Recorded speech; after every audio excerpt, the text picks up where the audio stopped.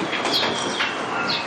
কক্সবাজারে খুব মর্মান্তিক দুর্ঘটনার খবর পাওয়া গেছে, বিশেষ করে রোহিঙ্গা ক্যাম্পে। সেখানে বেশ কয়েকটি রোহিঙ্গা ক্যাম্প মিলিয়ে প্রায় 8 জনের মৃত্যু হয়েছে। পাশাপাশি কক্সবাজার শহরে পাহাড় ধসে আরো একজনের মৃত্যু হয়েছে। সব মিলিয়ে কক্সবাজার জেলায় এই পর্যন্ত মৃত্যুর সংখ্যা দাঁড়িয়েছে 9 জনে।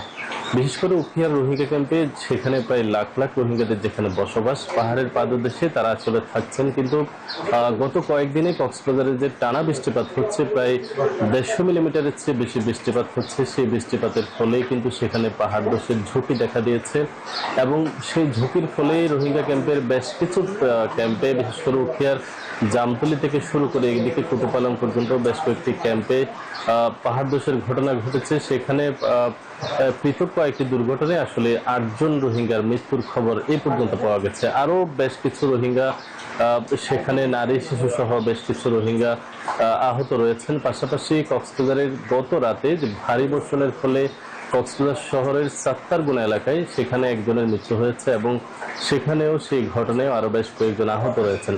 সব মিলিয়ে কক্সবাজারে এখন পর্যন্ত যে পাহাড় ধসের ঘটনা ঘটছে, সেখানে 9 জনের মৃত্যুর খবর পাওয়া গেছে এবং বেশ কিছু আহত মানুষজনের খবর পাওয়া গেছে। তবে যে টানা ভারী বৃষ্টিপাত, এটি নিয়ে আবহাওয়া অধিদপ্তর যে খবর দিয়েছে, সেটি হলো কবে নাগাদ আসলে বৃষ্টিপাত শেষ হচ্ছে সেটি তারা সেই তথ্য এখন পর্যন্ত জানায়নি। তবে একেবারে সকাল থেকে কিংবা গতকাল রাত থেকে এখন পর্যন্ত বৃষ্টিপাত অব্যাহত রয়েছে এবং ভারী বৃষ্টিপাতের ফলে কক্সবাজার জেলা প্রশাসন ইতিমধ্যে মাইকিং শুরু করেছে। যারা পাহাড়ের পাদদেশে বসবাস করছেন তাদেরকে নিরাপদ স্থানে সরে যাওয়ার জন্য বলা হয়েছে। তবে আসলে পাহাড় কেটে কিংবা পাহাড় দখল করে যারা সেখানে বসতি স্থাপন করেন, তাদেরকে বর্ষা আসার আগে সতর্ক না করে যখন বিপদ হয় তখন সতর্ক করা হচ্ছে, সেটি নিয়ে পরিবেশবাদীদের মাঝে বেশ ক্ষোভ রয়েছে।